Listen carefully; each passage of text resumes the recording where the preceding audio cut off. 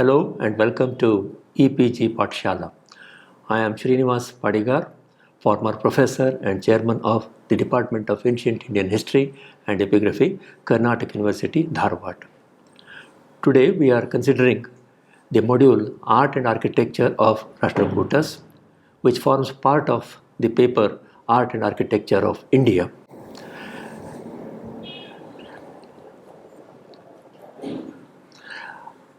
Our objectives in studying this module include the background of the Rashtrakuta art and architecture, rock medium and locations of Rashtrakuta monuments, Rashtrakuta rock-cut temples in Ellora and their sculptural art, structural temples of the Rashtrakuta period, Rashtrakuta period temples in the Ganga region. Let us begin with political background. The Rashtrakutas came to power after overthrowing the Chalukyas of Badami in 750. They had their earlier capital at Ellora and later they shifted to Malkhed in the Gulbarga district of Karnataka. They ruled for over 2 centuries over greater part of peninsular India till 973. They rose to prominence under Dantidurga and Krishna I. Significant rulers of this dynasty included Govinda II, Amogavarsha I, Krishna II, and Krishna III. Ultimately, the Rashtrakutas were overthrown by Zaila II of Kalyana Chalukya dynasty in 973. Rashtrakutas throughout their career had frequent interference in the politics of North and South India, which kept them engaged. Rashtrakutas were connoisseurs of art, temple culture, and literature. Let us now consider the medium which has been made use of for architecture by the Rashtrakutas. Firstly, they have used Deccan trap in the region of Ellora, which formed their earlier capital region. Secondly, they have used sandstone in areas where that stone was plentifully available, such as at the sites of Pattadakal, Aihole, and Kukkanur. Granite also has been made use of in certain areas like Shravanabelagola. There was a strong brick and mortar tradition also. Some of the examples of this tradition survive at Ter in Maharashtra. Let us now consider the locations of the architectural monuments of the Rashtrakutas. The earliest monuments which are rock-cut are found in Ellora, the most famous being the Kailasa monolith, latter half of 8th century. Ellora also has Jaina rock-cut monuments which include caves and monoliths datable to 9th century. There are brick and mortar structures at Ter which appear to belong to their time. Some temples are there at Aihole which can be assigned to the Rashtrakuta period. In Pattadakal also, we have a couple of temples known as Kashi Vishweshwara and Jaina Narayana. At Kukkanur, in Koppal district of Karnataka, we have a group of temples known as Navalingeshwara. There are some temples in Shirwad in Gulbarga district. In Shravanabelagola, which was in the Ganga region, there are 2 basadis, namely Chandragupta Basadi and Chamundaraja Basadi. Kailasa temple at Ellora is the most famous temple of the Rashtrakuta period, and it belongs to the early phase of the reign. The temple has been attributed to Krishna I, who ruled between 756 and 774. The temple is cut into rock hill from top to bottom. It is a complex of monoliths with cave excavations and sculptures around. The principal temple, which is monolithic, occupies the center stage. It resembles the Virupaksha temple at Pattadakal in some respects. It is a Nirandhara temple, that is, without walled internal ambulatory, and it is in Dravida Vimana style. It has a Shukanasa component as in the case of the Virupaksha temple at Pattadakal. Its plan consists of sanctum, vestibule, pillared hall with doorways and porches on 3 sides. There is open ambulatory for sanctum. The superstructure rises in 4 stories in Dravida manner, the cupola or the shikharam being octagonal. This is the plan of the Ellora Kailasa temple complex. You will notice here in the central part the temple proper is located, which is entirely monolithic. The surrounding part is excavated in order to create space. On the sides you will see some excavations into the rock forming some cave monuments. These are known as Lankeshwara and Paralanka. This slide shows you the various components of the main temple which occupies the center stage. The part marked 1 represents the sanctum. The part marked 2 represents the vestibule. That numbered 3 is the hall. Number 4 represents the porch. Number 5 represents the Nandi Mantapa. Number 6 represents the Gopura. Number 7 represents 2 Dhwajastambhas, one of which is crowned by a Trishula. Number 8 represents the open ambulatory around the sanctum. Then number 9, which is a set of small shrines around the ambulatory, represents the Ashtaparivara shrines. This is the view of the Kailasa temple from the east side. You can see here the main temple representing the sanctum built in Dravida manner. The crowning part is octagonal, thereby making it a Vimana of South Indian order, which can be called Dravida Vimana. This is one of the Dhwajastambhas standing in front of the Kailasa temple. It carries a Trishula on it.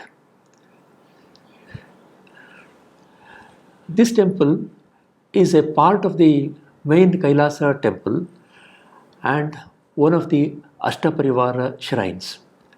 You may note here that it is also done in Dravida manner. There are other Ashtaparivara shrines around the open ambulatory of the Kailasa temple. This one represents a Shala form of temple forming Ashtaparivara complex. Let us now consider the sculptures on the Kailasa temple.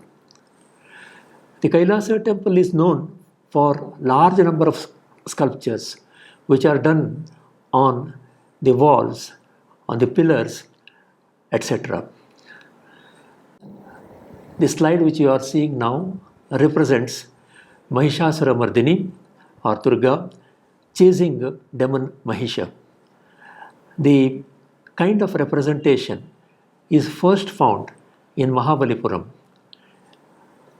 It is repeated in the temple of the Chalukyas of Badami at Pattadakal, known as Mallikarjuna. Here, the same theme is slightly differently represented. This slide presents you Nataraja, that is Shiva, dancing. This was one of the very popular themes in Shaiva iconography. This slide represents the Ravana lifting Kailasa. This is another very popular theme on Shaiva temples. Ravana is supposed to have been a very great devotee of Shiva, so great that he wanted to shift Kailasa itself to Lanka. And here he is trying his best to lift the Kailasa mountain on which Shiva and Parvati are seated. One more similar sculpture has been carved almost in round relief underneath the main Kailasa temple. It seems that the idea of the artist is to show that the whole temple of Kailasa is being lifted by Ravana. This slide presents a Gajasamhara Murti of Shiva. It represents Shiva killing one of the demons known as Gaja Asura, or demon in the form of elephant. This represents Shiva as Yoga Dakshina Murti. It considers Shiva as a teacher.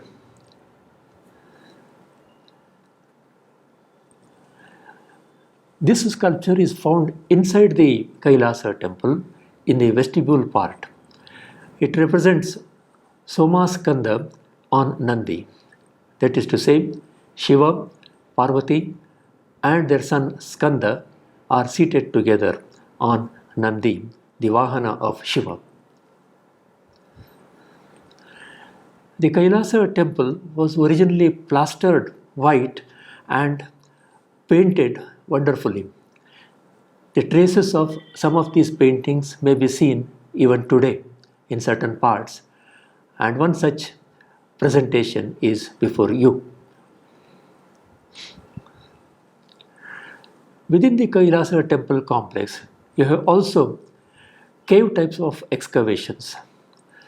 The one which you are seeing is actually a set of caves one above the other. The lower cave consists of representations of Indian river goddesses, namely Ganga, Yamuna, and Saraswati. You can also note the type of fillers which are found in the Rashtrakuta temples, as also the presence of a Kakshasana, which we have earlier identified as a North Indian feature. Let us now consider the Jaina caves which are found in Ellora. These seem to belong to about 9th century. Some of them are interesting, such as this one, which is called Chota Kailasa. This is a very small monolith, and since it resembles in concept the great Kailasa temple which we just now examined, it has been described as Chota Kailasa. It is a Sarvatobhadra type of temple in the sense that it consists of a shrine which has openings on all 4 sides.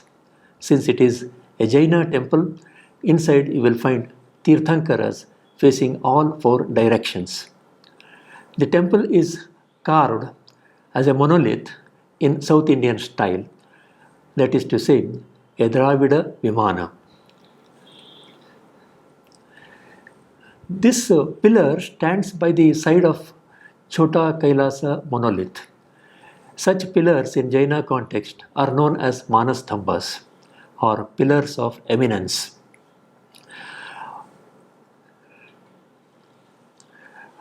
We have also certain cave excavations associated with the Rashtrakuta period in Ellora.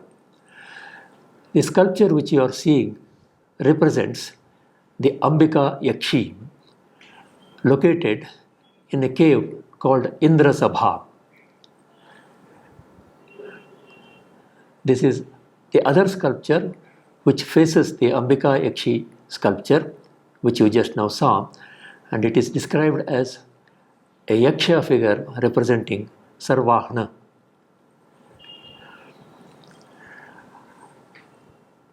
In Pune, we have a cave and a monolith known as Pataleshwara.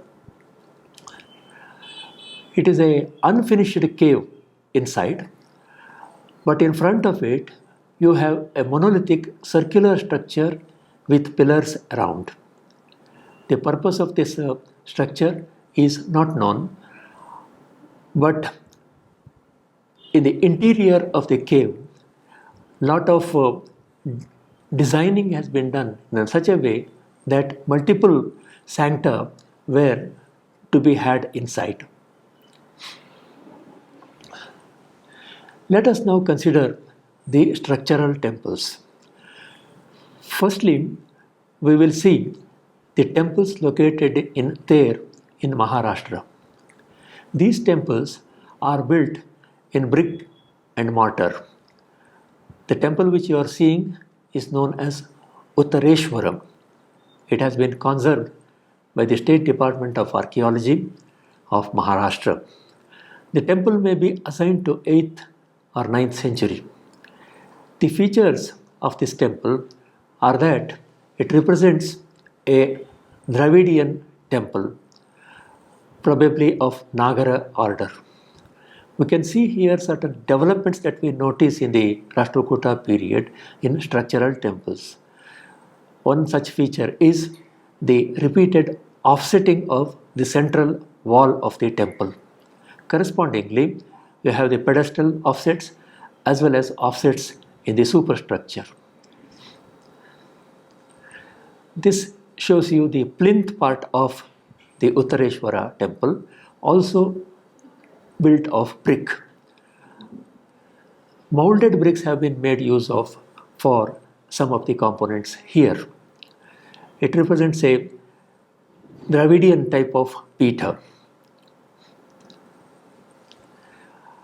This picture presents a mortar decoration on the recess of the Uttareshwara temple wall.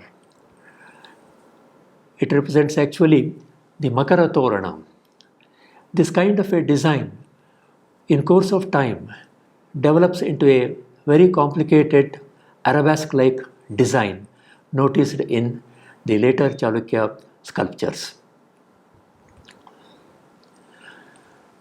Now we come to Pattadakal. Pattadakal has a couple of temples built during the Rashtrakuta period, though they are not dated by inscriptions. The interesting aspect is that one of the temples, known as Kashi Vishveshwara temple, represents the northern Indian style of temple architecture. It has certain advanced features when compared to the earlier Rekhanagara temples built by the Chalukyas at the same site. The most important development which you notice is the number of offsets in the wall is increased. It becomes a Pancharatha plan in contrast to the Triratha plan of the Chalukyas of Badami. You will also notice here a very prominent Shukanasa which crowns the vestibule inside. The temple consists of a square sanctum, a small vestibule, and a 4-pillared hall. The porch has gone off. This is the rear view of the Kashi Vishveshwara temple, and it shows how the Ratha, Anuratha, and Karna projections prominently figure here. You also need to notice the way in which the Shikhara proper is decorated with lace design formed out of the Gavaksha windows. You can also see the bhumi is properly demarcated with Karnamalakas. The Gala or the neck part and the Amalaka and Kalasha have fallen off. The other temple in Pattadakal is known as Jaina Narayana temple. It represents a Dravidian temple. It has been recently reconstructed and given a new form. You can see the features of the Dravida temple developing under the Rashtrakutas here. One of the prominent features is the doubling of the offset at the central part of the wall and correspondingly in the Pitha or the pedestal, as also in the Hara or the parapet. Coming to Aihole, we have some temples which can be assigned to the Rashtrakutas here. The temple shown here is one of the temples of the Conti group. It is assigned to 8th 9th century. It is a square temple with 4 pillars in the center, having a flat roof at the center and sloping roofs on the sides. A small sanctum is accommodated at the rear side of the hall. This recalls to us, to some extent, the plan of the Ladkhan temple, which we examined under the Chalukyas of Badami. The other picture shows the Toranam, which is a very popular concept seen from the time of the Rashtrakutas. A number of such Toranas have been found. Toranas are gateway-like features. They occur at the village entrances, at the entrances to the stepped tanks, and so on and so forth. This is another temple at Aihole, which may be assigned in the Rashtrakuta period. This is called Arali Basappa temple. It may probably belong to 9th century. It has a square sanctum, a vestibule, and a large square hall with pillars inside. The hall has a flat roof at the top and sloping roofs at the sides. This is the door frame of the Arali Basappa temple, where you can see the increase in the decoration of the door frame. You have a Makara Toranam at the lintel level, and the tails of the Makara have floriated down on the door jambs. Flanking this door frame, you will find Yamuna and Ganga, the river goddesses. There are 2 elephants at the lower end and 2 Purna Kalashas, which are auspicious symbols in Indian context. Kukanur is another place where we have a Rashtrakuta structural temple. There is a group of temples known as Navalingeshwara. This Navalingeshwara is so called because it is a group of 9 temples. All these temples are built out of sandstone. They are assigned to 9th, 10th century. They represent Dravidian form of temples, and they have not been built at a single point of time, but the complex has been built over perhaps a century. The whole complex is a Shaiva complex. Some of the features that you can notice and assign to Rashtrakuta period include the diminutive sized sculptures on the walls. These include the themes drawn from the great epics of India, namely Ramayana and Mahabharata, as also some themes drawn from Panchatantra. Coming to Shirwal in Gulbarga district, we have a few temples which can be assigned in the Rashtrakuta period here. All the temples so far known in this place are of Dravidian style. Almost all of them have lost their superstructure. But what is significant for us to note here is that they provide a link between the early Chalukya and the later Chalukya temple architecture of Dravidian style. This particularly we can see in the detail of the plinth, wherein we have a Kumuda part in the form of tripatta or octagonal shape. As pointed out earlier, you can see the details of the wall where repeated offsetting is shown. This is one of the important features further developed during the later Chalukya period. Unfortunately, the parapet details as well as the superstructure of this temple are lost. It is possible that originally brick and mortar superstructures crowned these temples. An interesting aspect of the Rashtrakuta period is the construction of number of stepped wells. One such stepped well is found in Sirwal itself. An interesting aspect of this well is the use of narrative sculptures on its walls. These narrative sculptures draw from the episodes of Ramayana, Mahabharata, and Panchatantra. You can see here one such narrative in which Lakshmana is shown mutilating Shurpanakha. The stepped well seems to belong to 9th century.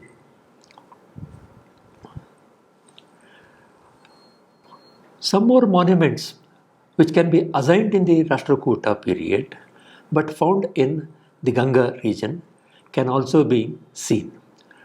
One of the important sites is Shravanabelagola. It is a Jaina site, and on a hill known as Chikkabetta, you have a number of monuments, some of them built out of granite stone. The example which you are seeing in front of you is the Chamundaraya Vasadi, built around 980. Chamundaraya was one of the officers of the Ganga rulers. This is a Jaina structure, and what is significant about it is that it represents more or less Puritan Dravidian tradition. You can see the moldings of the basement. You can see the pilasters or kudyastambhas arranged in a series on the wall. You can see the details of the prastara part comprising of kapota and hara. You can see the very well defined edicules known as kuta or square shrine, panjara or apsidal shrine, and shala or oblong shrine. These are very important features of Puritan Dravidian style. This particular Pasadi has an upper story which is also functional. Inside you will find the images of Tirthankaras enshrined. On the whole, this temple represents a Ganga monument built during the Rashtrakuta period in Dravidian style. Let us now consider some sculptures found on structural temples. The sculpture which you are seeing here comes from a temple known as Gadaganatha at Aihole. This originally formed the ceiling sculpture of that temple.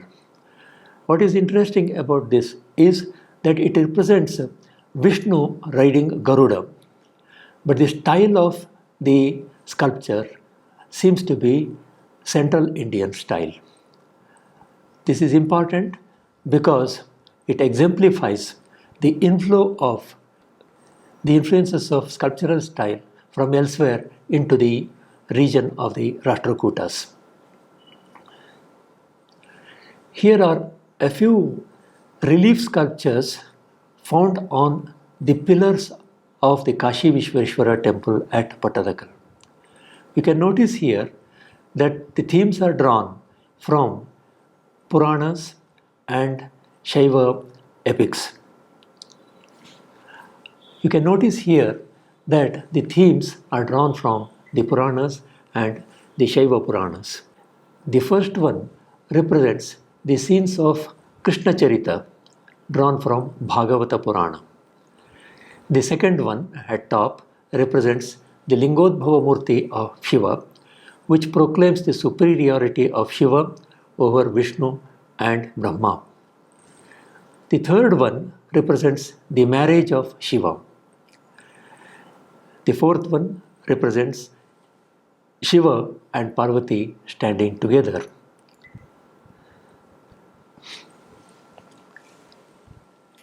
On the walls of the temples of the Rashtrakutas also, we have sculptural themes. An important feature is that they are of small size. The scenes which you are seeing here are drawn from Ramayana. The first one represents the killing of the golden deer Maricha by Rama. The second one represents Jatayu fighting with Ravana.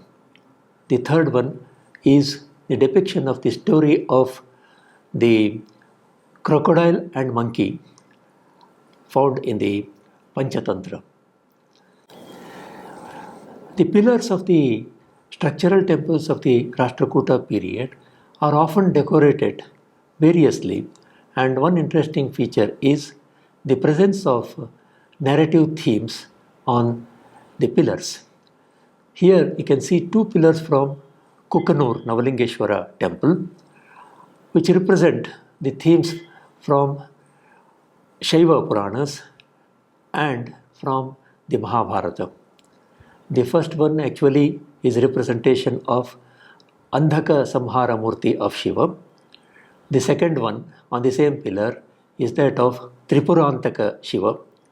On the second pillar, you notice the story of Kiratarjuniya.